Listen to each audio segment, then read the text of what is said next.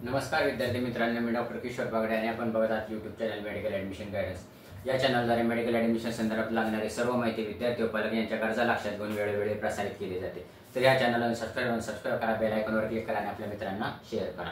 तर medical admission process आता swing झालेली आहे, ॲक्टिव्ह मोडवर आहे आणि BMS MBBS आणि BDS याचा फर्स्ट राऊंड डिक्लेअर झालेला आहे काल रात्री। सर्व यशस्वी विद्यार्थ्यांचे अभिनंदन आणि ज्या पालकांचे पण अभिनंदन, कारण पालकांनी जो सपोर्ट केला त्यांच्यासाठी तो खरंच डिव्होशनल असतो, तो आम्ही बघतो आहोत, आम्ही पण त्यातून गेलेलो आहोत। त्यामुळे पालकांचे मनपूर्वक अभिनंदन, तसेच विद्यार्थ्यांचे पण मनपूर्वक अभिनंदन। तर आता आपण तुम्हाला कॉलेज अलॉट झालेलं आहे आणि आता तुम्हाला कॉलेजला ऍडमिशनला जायचं आहे।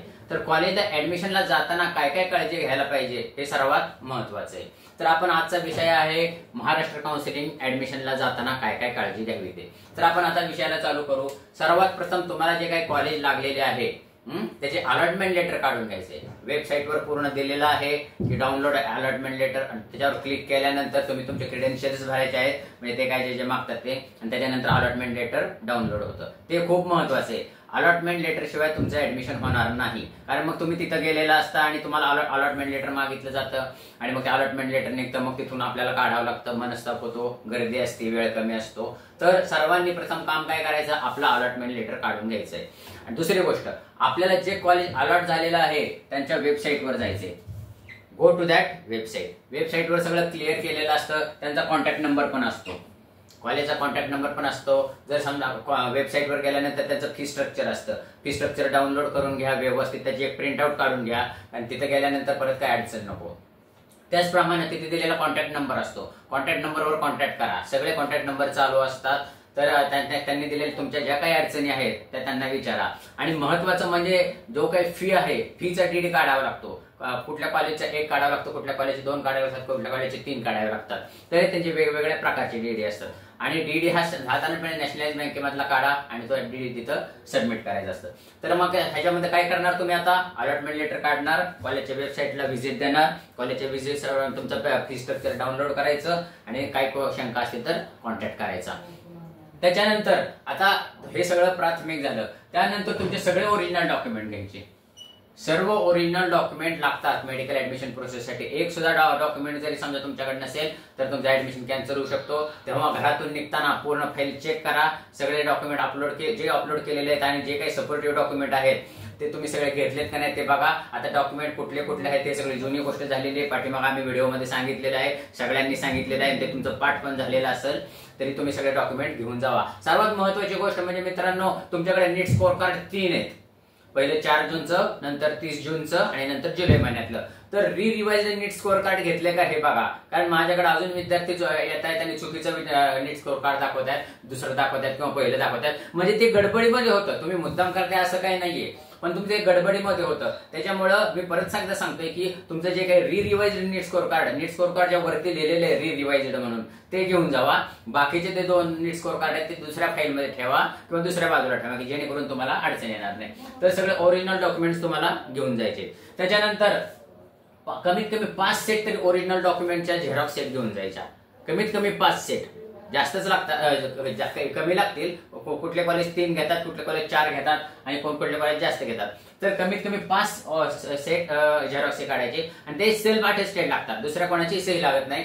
सेल्फ अटेस्टेड म्हणजे काय, तर विद्यार्थ्यांची त्याच्या सही करायला पाहिजे। प्रत्येक झेरॉक्सवर विद्यार्थ्यांनी सही करायची, त्याला म्हणतात सेल्फ अटेस्टेड। बाहेर कोणाची सही लागत नाही। तर तुम्ही 5 सेट घेऊन जावा। अजून एक महत्वाची गोष्ट म्हणजे, आता हे जे काही ओरिजिनल डॉक्युमेंट आहेत त्याचे सगळ्या कलर झेरॉक्स काढून ठेवा, हे ऑइल पेपरवर, लक्षात आलं का। सगळ्या ओरिजिनल डॉक्युमेंटच्या झेरॉक्स काढून घ्या, कारण आता हे ओरिजिनल डॉक्युमेंट तुम्हाला 5 वर्षांनी मिळणार आहे, 5.5 वर्षांनी, म्हणजे तुमचा 4.5 वर्षाचा कोर्स आणि 1 वर्षाची इंटर्नी आणि परत 1 वर्षाचा बॉन्ड, असं जर धरलं किंवा कमीत कमी 5.5 वर्ष इंटर्नी झाल्यानंतर तर मग तुम्हाला ते सगळे सेट मिळणार आहे। तर सगळ्या ओरिजिनल डॉक्युमेंटच्या कलर झेरॉक्स काढून ठेवा, अलग लक्षात। 5 सेट असे हे कॉलेजला सबमिट करण्यासाठी। त्याच्यानंतर एक पेन ड्राईव्ह घ्यायचा, पेन ड्राईव्हवर सगळे ओरिजिनल डॉक्युमेंटच्या स्कॅन कॉपीज पेन ड्राईव्हला हे करायच्या, डाउनलोड करून घ्यायच्या, आणि तो पेन ड्राईव्ह पण त्यांना द्यावा लागतो। आणि आपल्याकडे पण एक पेन ड्राईव्ह ठेवा, कमी जास्त असावा म्हणून, अलग लक्षात। मी ह्या गोष्टी लक्षात आल्या, पहिल्यांदा काय करणार, अलॉटमेंट लेटर डाउनलोड करून घेणार, वेबसाईट कॉलेजला वेबसाईटला व्हिजिट देणार, त्याचप्रमाणे हे बेसिक लक्षात आलं, पेनड्राईव्ह लक्षात आलं, डीडी काढलेला तुम्हाला. पण डीडी काढल्यानंतर हॉस्टेल फी भरायची नाही, आताच हॉस्टेल फी भरायची नाही, अलग लक्षात. कारण हॉस्टेल आपल्याला अजून माहिती नाहीये हे कॉलेज मिळणार का आपण बेटरमेंटला जाऊ, तर हॉस्टेल फी कुणी सुद्धा भरू नका. त्यानंतर 12 फोटो न्यायचे आयडेंटिटी कार्ड, 12 फोटो आपले न्यायचे. कुठले 5 मागतात, कुठले 8 मागतात, कुठले 10 मागतात, तर आपले 12 फोटो सरळ घेऊन जावा. तिथे गेल्यानंतर आपल्याला काही अडचण नको, अलग लक्षात. तर आपण ह्याच्यावरच हे गोष्ट करावं. आता ह्याच्यानंतर हे सगळं तिथे गेल्यानंतर हे तुम्हाला तिथं सबमिट करायचंय. त्याच्यानंतर तुम्हाला काय करावं लागणार, status retention form. Status retention form बद्दल मी मागच्या व्हिडिओमध्ये पूर्णपणे सांगितलेले, परत एकदा सांगतो.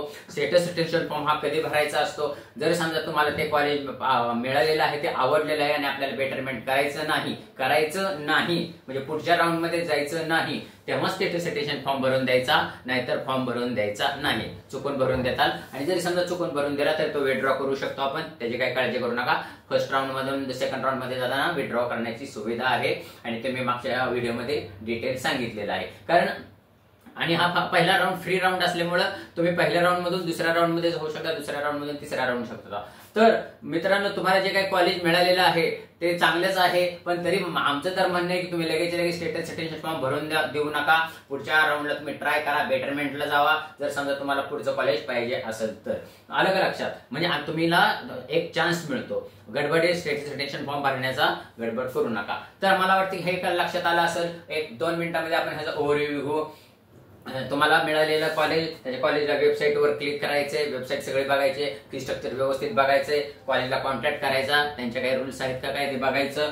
त्याच्यानंतर सगळे अलॉटमेंट लेटर काढायचं, डीडी काढायचा, डीडी साधारण नॅशनलाइज बँकेला काढा म्हणजे तुम्हाला काय प्रॉब्लेम येणार नाही, आणि दिलेले अमाऊंट तेवढीच काढा. त्याच्यानंतर सगळे ओरिजिनल डॉक्युमेंट घेऊन जायचे, नीट स्कोर कार्ड रिवाइज घेऊन जावा. तसंच 5 set of Xerox self attested म्हणजे विद्यार्थ्यांनी त्याच्यावर सही करायची. पेनड्राईव्ह मध्ये सगळे सॉफ्ट कॉपीज घ्यायच्या आणि 12 फोटो घ्यायचे. स्टेटस रिटेन्शन फॉर्म भरायचा नाही, जर योग्य तुम्हाला वाटत असेल तर भरा, हा तुमचा वैयक्तिक प्रश्न आहे. मला वाटते की ही माहिती तुम्हाला लक्षात आली असेल. लक्षात आली नसेल तर परत एकदा पहा.